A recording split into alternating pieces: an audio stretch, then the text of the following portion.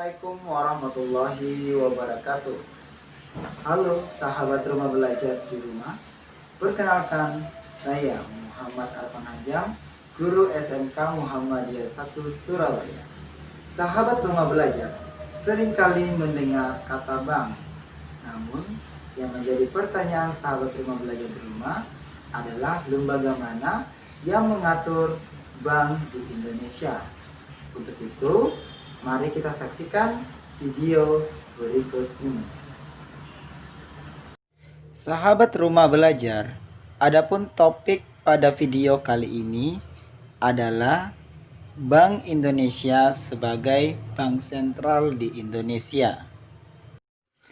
Pada video kali ini, adapun tujuan pembelajarannya adalah sahabat rumah belajar dapat mengetahui pengertian, tujuan, sejarah, tugas, fungsi, dan wewenang dari Bank Indonesia.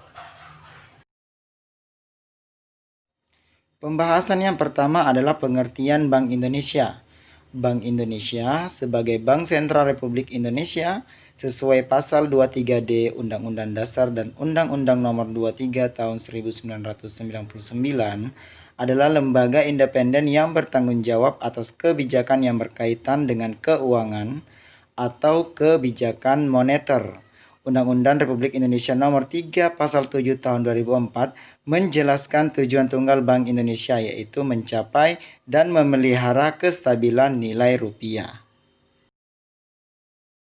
Adapun tujuan tunggal BI yang ingin dicapai adalah yang pertama, menjaga kestabilan nilai uang terhadap barang dan jasa. Yang kedua, menjaga kestabilan nilai tukar terhadap mata uang asing atau valuta asing. Pembahasan selanjutnya adalah sejarah Bank Indonesia. Pada tanggal 24 Januari 1828 atas perintah Raja William I mendirikan Dijapas Bank sebagai tempat sirkulasi peredaran uang kertas dan uang logam sebagai alat pembayaran yang sah. Dijapas Bank saat itu bersifat duifungsi, yaitu menghimpun dana dan menyalurkan dana. Pada masa penjajahan Jepang tahun 1942, Dijapas Bank ditutup oleh Jepang dan Jepang menyerah pada tahun 1945. Pada tanggal 19 Oktober 1945, pemerintah mendirikan Yayasan Pusat Bank Indonesia. Pada tahun 1946, Yayasan Pusat Bank Indonesia dilebur menjadi Bank Negara Indonesia dengan tujuan sebagai bank sirkulasi. Tahun 1949 mengadakan konferensi meja bundar mengakui kemerdekaan Indonesia tetapi tidak mengakui Bank Negara Indonesia sebagai bank sirkulasi, melainkan sebagai bank pembangunan dan hanya mengakui Dijapas Bank sebagai bank sirkulasi. Di tahun 1951, Dijapas Bank dinasionalisasikan berdasarkan Undang-Undang Nomor 24 Tahun 1951. 19 Mei 1953 ditetapkanlah Undang-Undang Pokok Bank Indonesia, tanggal 2 Juni 1953 diumumkan dan tanggal 1 Juli 1953 didirikanlah Bank Indonesia sebagai bank sentral di Indonesia. Sahabat rumah belajar, pembahasan selanjutnya adalah fungsi dan peran Bank Indonesia sebagai bank sentral. Yang pertama adalah menjaga stabilitas moneter, yang kedua mengawasi dan meregulasi kinerja perbankan, yang ketiga memelihara dan mengawasi kelancaran sistem pembayaran, yang keempat Bank Indonesia memiliki wewenang untuk mengakses informasi dan melaporkan pihak yang mengancam kestabilan moneter, yang kelima Bank Indonesia sebagai lender of the last resort. Pembahasan selanjutnya adalah tugas dan wewenang pertama Bank Indonesia. Tugas pertama yaitu menetapkan dan melaksanakan kebijakan moneter. Adapun wewenangnya yang pertama menetapkan sasaran moneter, yang kedua melakukan pengendalian moneter pada operasi pasar terbuka, yang ketiga menentukan tingkat diskonto dan cadangan wajib minimum, yang keempat pengaturan kredit atau pembiayaan secara konvensional dan syariah.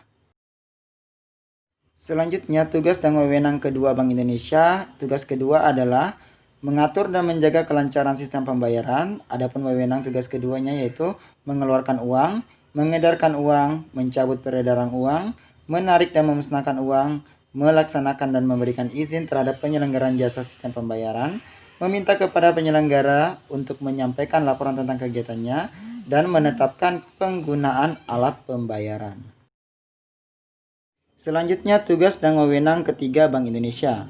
Tugas ketiga yaitu menjaga stabilitas sistem keuangan dengan wewenang yang pertama menjaga stabilitas makroekonomi dan mendorong pertumbuhan ekonomi khususnya pada bidang moneter.